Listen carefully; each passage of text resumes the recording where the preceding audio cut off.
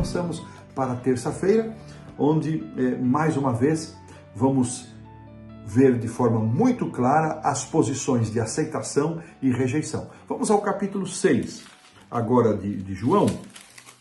Lembrando que o capítulo 5, que descreve a cura daquele paralítico no tanque de Betesda, ele ocorre na Judéia. Quando termina essa descrição do capítulo 5 e começa o capítulo 6, as cenas do capítulo 6, elas passam no norte, na Galileia. E mais ou menos um período de 1 ano aproximadamente havia transcorrido entre o que aconteceu lá na Judéia e agora esse acontecimento da Galileia. João registra poucas coisas do ministério de Jesus na Galileia. Marcos, Lucas e Mateus são muito mais abundantes nos seus relatórios a respeito disso.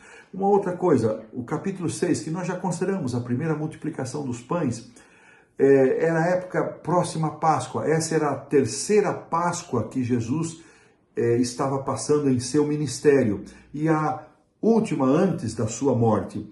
A única também que Jesus passou longe de Jerusalém. Olha que são dados interessantes.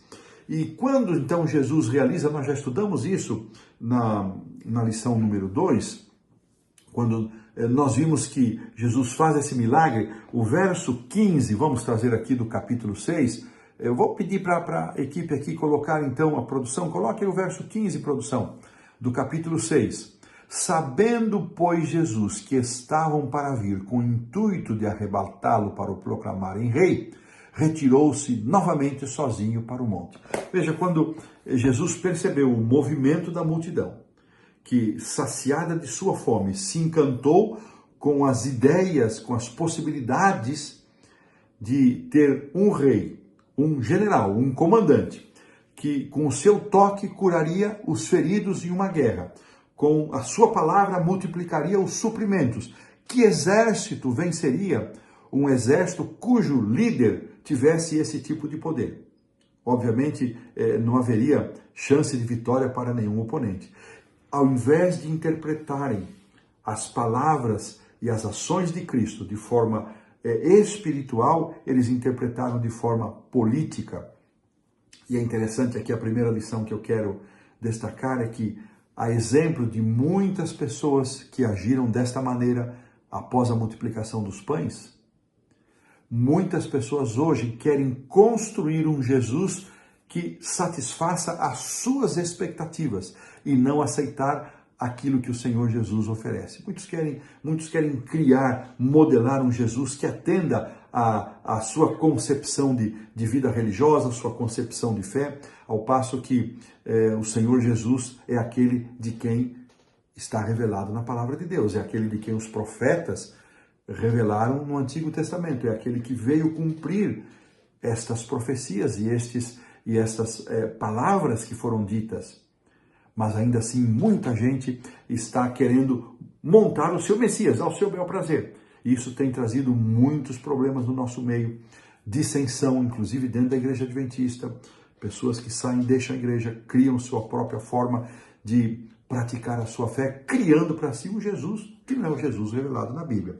Interessante que, quando Jesus percebeu isso, ele dispersou a multidão, e os próprios discípulos haviam se entusiasmado, e quando eles se reúnem novamente, então aí vai acontecer algo muito definitivo, porque Jesus disse, olha, vocês voltaram por causa da comida que perece, mas eu sou o pão vivo, eu sou o pão que desceu do céu, e eu estou aqui para satisfazer as necessidades do coração, eu estou aqui para conduzir vocês para perto de Deus.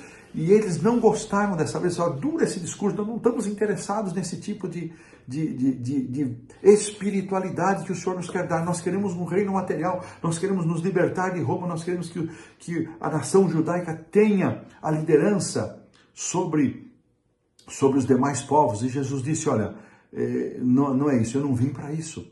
E nesse momento, então, o verso 66 nos vai dizer que, à vista disso, muitos dos seus discípulos o abandonaram e já não andavam com ele. Veja, aqui nós temos uma primeira reação. Quando a multidão percebeu que Jesus não iria na direção das expectativas deles, eles simplesmente abandonaram Jesus. E aí acontece, nesse momento, a lição nos diz aqui, e a Bíblia também continua narrando o que está no 67, 68, que nesse momento Jesus faz uma pergunta para os discípulos e Pedro vai dar a resposta em nome dos discípulos. Então Jesus perguntou aos 12, porventura quereis também vós outros retirar-se? Eu vejo aqui nessas palavras de Jesus uma pergunta de um coração entristecido, de alguém que se esforçou tanto para apresentar a doutrina celestial, a sua origem celestial, e esse é o conteúdo do capítulo, do prólogo, não é? E ali está dito que ele veio para os seus não quiseram, não o aceitaram, o rejeitaram. Ele era a luz, mas as pessoas amaram mais as trevas do que a luz. E esta pergunta de Cristo, eu imagino com o coração carregado de tristeza, Pedro então toma a frente e ele responde, Senhor, para quem iremos? Tu tens as palavras da vida eterna. É como se Pedro tivesse dizendo, Senhor, agora que nós já temos certeza de que você é o Messias, agora que nós já vimos você fazer tantos sinais, já vimos você alimentar a multidão, já vimos você curar aquele paralítico que estava aí há tantos anos sem esperança, já vimos você desde os seus primeiros passos, ouvimos suas mensagens que tem vida, tem poder. Como nós vamos voltar para esse outro grupo de onde nós nos sentimos oprimidos com regras e regras, quando a exaltação da letra e nada de espiritualidade? É como se Pedro estivesse dizendo isso, Senhor, para quem iremos? Não há esperança fora de Jesus. Irmãos, essa é a questão que vem para nós hoje também.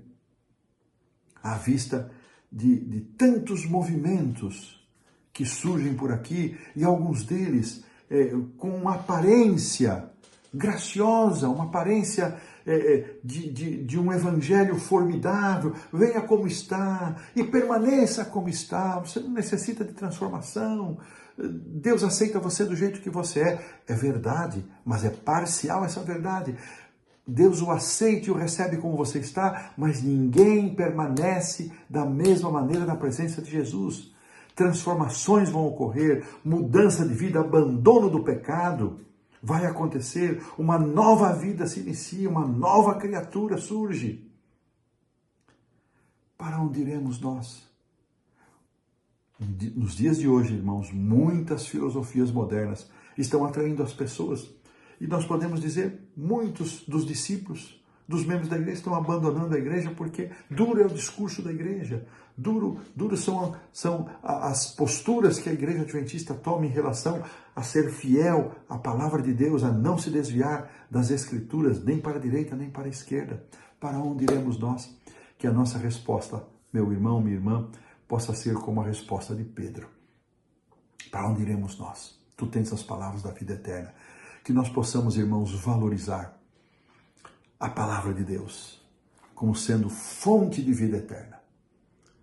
Que Deus possa nos impressionar o coração, que nós possamos dar lugar à palavra de Deus em nossa vida, reconhecendo como sendo a única regra de fé e prática da nossa vida, a autorizada e completa revelação de nosso Deus e Pai, do Senhor Jesus Cristo, do Espírito Santo, que foi dado à humanidade para revelar o amor de Deus para cada um de nós. Que Deus nos abençoe, que esta seja a nossa posição, e assim colocamos um ponto final na lição da terça-feira.